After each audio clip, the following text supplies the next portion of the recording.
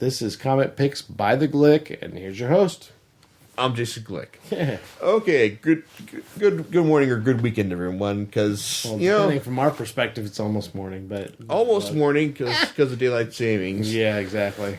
Yeah, this week though, I mean, it's like you'll probably see what the title is, but really, how could it be anything else this week other than Watchmen? Right. Because I mean, you got the movie, and God knows I love timing our podcast to tie into like whatever big comic book movies being released this week. Yeah, who watches the Watchmen? Just about everyone, according to the box office returns I've seen so far. Friday's indication, it's gonna be huge. Mm-hmm. Yeah, but as far as Watchmen goes, okay, I'm gonna be blunt as far as my opinion goes. Okay, not the greatest comic book series ever written. I mean, it's like I already told you about this in my Christmas podcast. My favorite comic book of all time, Now Shield the Valley of Wind. Favorite American comic book of all time, Sandman. Watchmen. It ain't too shabby. It's like, it's still a great comic book. Yeah. I mean, like, to be honest, I will agree with all the critics' assessments. Like, everyone says, this really is the Citizen Kane of graphic novels, of comic books. I agree. Yeah. When you say you agree, John, let me just say this. Do you think Citizen Kane is the greatest movie of all time? No, I think it's a really good movie. I think it's a well done movie. I don't think it's the greatest movie of all time, though. Exactly. Yeah, that's what I think. That's what I think too. I mean, you watch Citizen Kane, you think it's a good movie, but the thing about Citizen Kane is that back in the day, it pioneered all these techniques that every movie, not every movie, a lot of movies, many of them, like when adapted themselves. I mean, it's like you get the whole nonlinear storytelling, the point of view shots. It's like everything. It's like the nonlinear storytelling, like all this stuff, all these innovative techniques that Orson Welles did in Citizen Kane. It's like went on to be used by just about every filmmaker. Like after that, I mean, he broadened the language of filmmaking, and that's what Alan Moore and Dave Gibbons did for Watchmen. I'd say that for its time, it was revolutionary. Yes, that is absolutely true. I mean, it's like Watchmen basically went and said, "Hey, you know what? Superhero comics can be literature. They can be a groundbreaking medium. They can actually be used to say something special, something intelligent. It's more than just like Superman and Batman fighting the villain of the week. It's like Wolverine or the X-Men like angsting about like whether the morality about like what they're doing is right or not. Like it can be more than that. Now the thing is, it's like ever since that point, we've had like millions, like not millions, like hundreds of other comics just like going on about like what deconstructing what superheroes mean in real life, like what can superheroes do like in order to be effective as an actual force of nature, like what can they do? But Watchmen, like basically I'm saying, all stuff that Moore and Gibbons pioneered in Watchmen has gone on in like all the comics that followed to show that what am I saying? They've shown like it's okay to comics to do this, to deconstruct the superhero mythos, to do mature content in comics, to just make superhero comics more adult. Whether or not that's a good thing, that's up for debate. Like for you, and to be honest, like I don't think I'm really saying anything new in this podcast. It's more a reiteration of what all the stuff I've heard about the comic. But even with all the stuff that has been taken from Watchmen, its mature content's been disseminated throughout all of comics, all of the superhero comics through. Afterwards, it's still a great story in and of itself. Do you think that Watchmen is kind of, and this is my opinion, Watchmen is almost like the Greek mythology view of superheroes. It's where you have superheroes that are no longer the shiny, sparkling images, and I'm not saying, and let's eliminate Batman right off the bat. I know people are going to say that. Where you have the Boy Scout, shiny, sparkling image of someone who goes and saves the day and still looks squeaky clean at the end of it. Watchmen kind of deconstructs that. Would you say that that's true? I would say that's true. I would say that, well, from what I've heard, some comics at the time were trying, some superhero comics at the time were trying to get away from that squeaky Boy Scout image. Right. But Watchmen basically went and took it to the next level. Right. Showed you basically like, you know what, if this was in real life, superheroes would not work. Right. Like, it's like, it would be legislated, they would be dismissed by the public as a fad. Basically, like showing, oh, guys going in spandex, fighting crime, beating up bad guys. Oh, that's cute, but after a while, it gets kind of silly. It's old hat. Yeah, and like all the superheroes that actually did have actual powers, like say Dr. Manhattan, and I'm gonna have to get into this plot of this for a second, but would actually be co-opted by the government in order to work for them and enforce the government's own agenda. Right. Yeah, because basically, like, for all of those who don't know, Watchmen is a story. It's basically at its core a whodunit. Right. It opens with the death of the comedian, a government operative who used to be a masked crime fighter, the kind of guy who was just generally an asshole. I mean, he went around and it's like he just figured like everything it's just a big joke, It's like people like superheroes fighting crimes, like people trying to do good. It's like it's just ridiculous. Like life is just one big joke. But it's like he was just gonna laugh at it to its fullest extent. Mm-hmm. And it opens with his death, and basically the other superhero, superhero, or not, you can't really call him a superhero because Rorschach, he's just like a regular guy who goes around fighting crime, to suit his own worldview. But he's got his own personality, his own agenda. But he's basically a very black and white type guy. It's like he literally. Yeah, like it's Rorschach like taking over the comedian's death, and I notice that hey, what someone's starting to wipe out mass crime fighters, and what does this mean for everyone else who's retired? And you've got the Night Owl who. The current Night Owl, who is basically gone to sea. He's a flat, flabby, like shadow of his former self. Right. The Silk Spectre and Dr. Manhattan. Right. Like Silk Spectre, she's another costume crime fighter who's basically just fulfilling the dreams of her mother in like a nice tight Spanish outfit. Who's basically become the girlfriend of Dr. Manhattan, the only real superpowered person in the world who can basically do just about anything.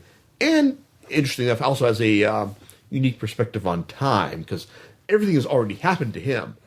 But like he time is just like a movie he's already seen. But he actually, so that means he's actually seen the strings being pulled. But he's just he's just going to go along as it is. Yeah, he's kind of an actor in the play, and he understands his role. Yeah, he's before everyone else has seen the script, he's already read it, and he's just going to go, oh, okay, that's what I have to do. Fine. Yeah, and also Ozymandias, who's like he's set up as the one hero who basically figured, hey, you know what, this superhero stuff is ridiculous. I'm just going to go ahead use my intelligence to make a huge fortune out of merchandising my image. Yes, and I believe Rorschach actually accuses him of selling out more or less because guys use. Instead of actually like trying to like fight crime and bring peace to the world, he's on TV. Yeah, he's got his own Saturday morning cartoon, with his own action figure and all. Right, exactly. Yeah, and the movie and the comic business, it's not just Rorschach trying to like find the killer of the comedian. It's also all the former superheroes trying to figure out like just what role do we have in our world? What are we supposed to do? Mm-hmm. And it's like as the series goes on, you have to find that some people realize like, hey, what we do have to fight crime. It's like we do, and this is what we're supposed to do. And also, and Rorschach also, yes, he also serves the purpose of like what happens when mature content infects your superhero continuity. I mean, like he starts off as like a regular guy who's got like a mask gimmick, but then he finds out that it's like as he tries to fight crime, he finds out that the crime's getting worse, crime's getting darker, and then like for a guy who just keeps up a girl and feeds her to a dog, what kind of person do you have to become to fight that thing? Mm-hmm, what do you have to do? And Rorschach just goes right off the deep end, I mean, he just goes on and just beats the crap out of everyone. Like, he's not just like about, I'm going to go and send you to jail. It's like, no, I'm going to start stepping your goddamn fingers until you tell me what I need to do. I'm just going to just start setting you on. I'm going to throw boiling fat in your face until you realize that, hey, I'm the top dog here. Yeah, he's almost like judge, jury, and executioner. Exactly. Not to borrow any other lines from any other comics out there. Yeah. So. But that's how Rorschach sees himself. He's like, hey, you know what? I'm going to get to the truth, period. Right. It's like, I'm about finding out the truth and reporting it no matter what. Right. It leads to his untimely end at the very end, but, it's like that's... Well, he carries, with that little revelation, he carries the thread that you logically expect a superhero to do, where it's like, I have a mission and I'm going to accomplish it come hell or high water. Mm-hmm. Yeah, it's like you're going to be projecting the good, it's like the truth, justice, no matter what. Right. And what does that get you in the end? Mm-hmm. In this case, it gets you dead. Right. Exactly. Yeah. But I mean, it's like with Watchmen, though, I think the beauty of the work is that because even though a lot of the stuff in Watchmen, it's been disseminated throughout comics, since it's been comics have been printed, right? Since it's come out. I mean, you had you have superheroes working for the government. You had realistic superheroes, superheroes working for the government, in Warren Ellis' Stormwatch. You had superheroes in real life, in a lot of Brian Michael Bendis' work, like in Powers, and even to a certain extent, New Avengers. Mm-hmm. It's like just this whole realism in comics. You a lot of that stems from Watchmen, and on one hand, it's like, do superhero comics need realism? That's a good question. You look at things now and you look at the state of comics now and you think that it's a dwindling market. I mean, a lot of comic books are being pitched toward guys of our age, like arrested adolescents, in our 30s and 20s, 30s, and 40s, as opposed to the kids who were supposed to be reading comics prior to us, back in the 60s, 70s, and so on. Sure. And it's the market today it's dwindling. It's eventually going to eventually die out. It's I keep paying attention to the numbers for comic books each month, and it ain't getting better, people. Right. It's eventually at some point it's Marvel is just going to figure, hey, it's cheaper to just license our characters out to do stuff than actually publish comics. I mean, and I think it's just because you're actually aiming towards a more mature audience who is just eventually going to stop reading after a certain point. Well, they're going to stop reading, or they're going to die out after as they get older and all. Yeah. But honestly, as far as Watchmen in itself, I mean, I can't totally blame for that because I mean, in and of itself, it's a great story. It's a great, Absolutely. It's a great whodunit. It succeeds on the surface plot level of just a good character study of what happens to superheroes when they can't do superhero things anymore. Right.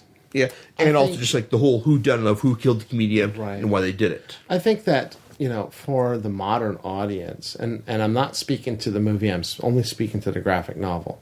Mm-hmm. That The Watchmen is a story that people have seen, especially today. Mm-hmm. Take the time when The Watchmen was published. Yeah, back in '86. Back in '86, and you look at it and you're like, and back then it's a lot more striking. A lot more striking.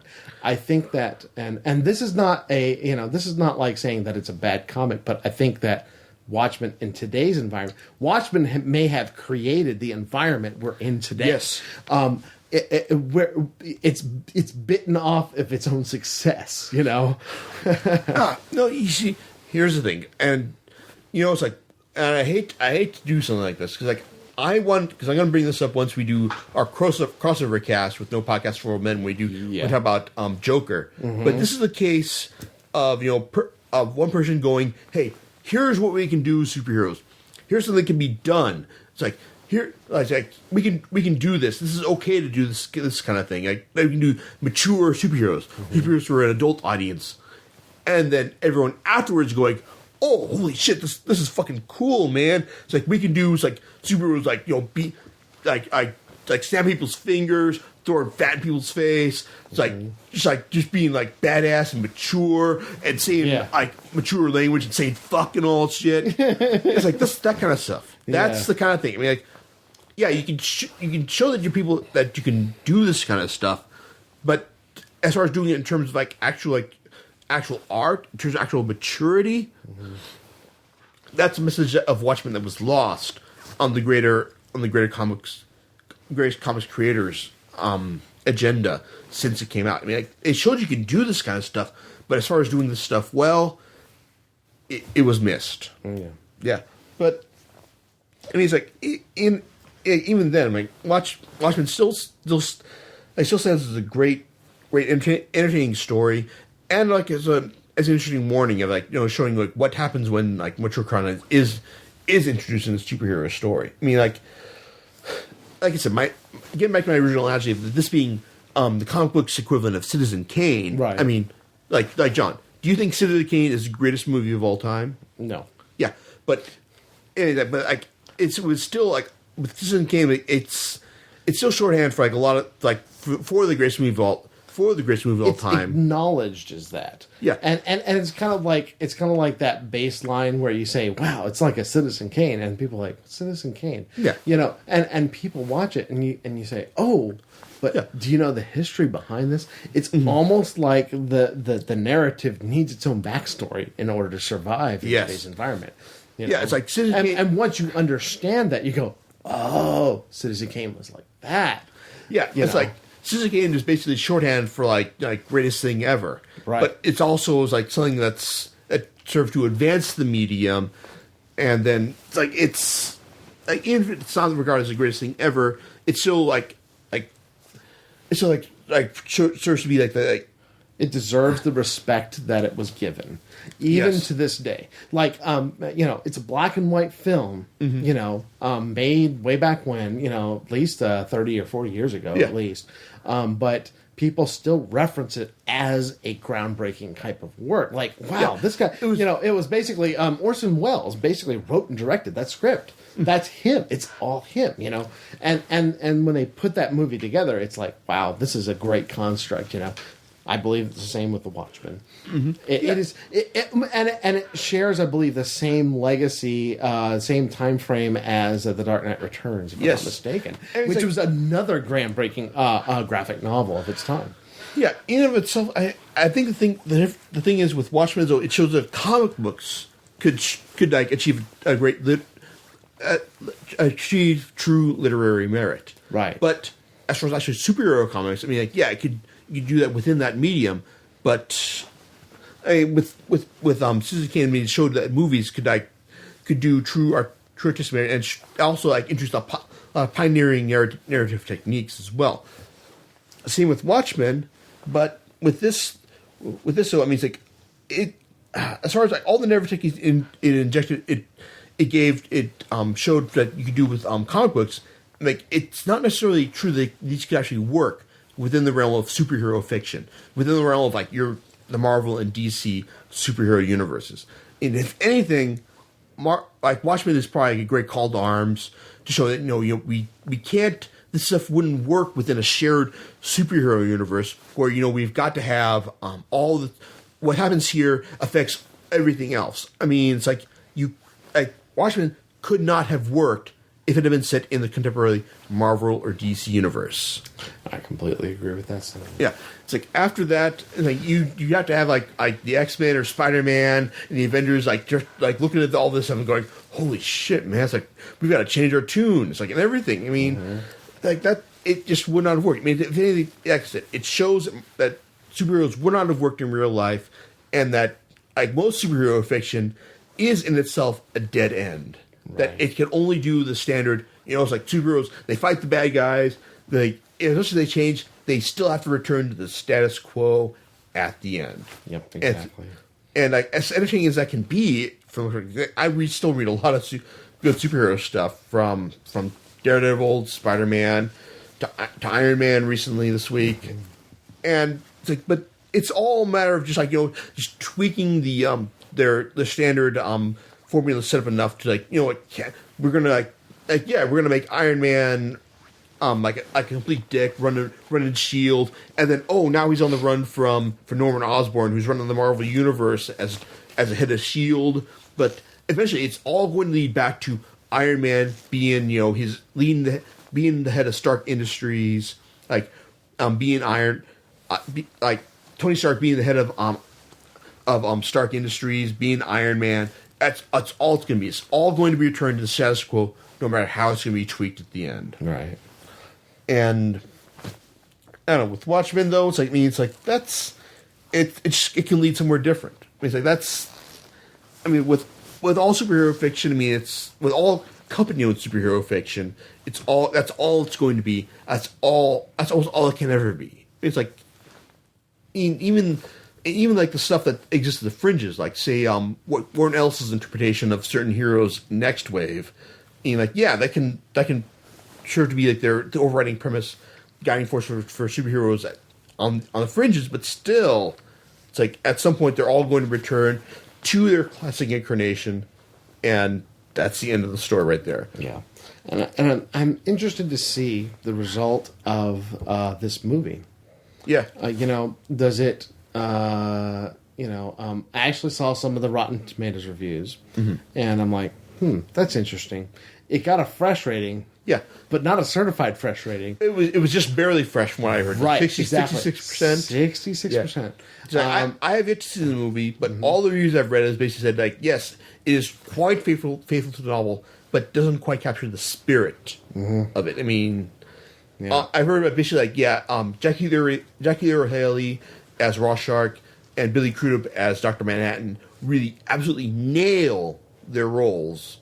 They are like their comic book incarnations brought to life, but everyone else not so much. Yeah. Well, tomorrow night I'm actually going to go and see the film because my original I was going to see it on premiere night, but you got burned. Got burned. The projector somehow burnt out at the IMAX theater, so that was a little bit disappointing. But I will still go and see it, and I'll be happy to review, with you, on a later podcast, how that, my impressions, because I think that this novel, graphic novel, deserves a lot of respect. Yes. And I want to see how the movie interpretation treats that source material. Yeah. I want to see how well it interprets that.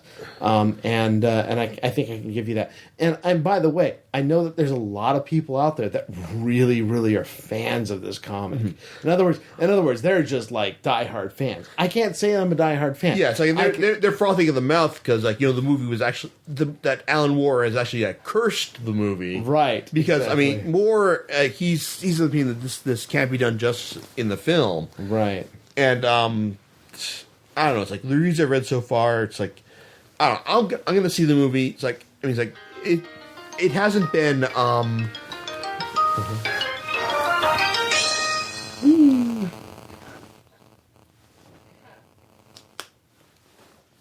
Now, when I've heard of the movie so far, it's like it's not.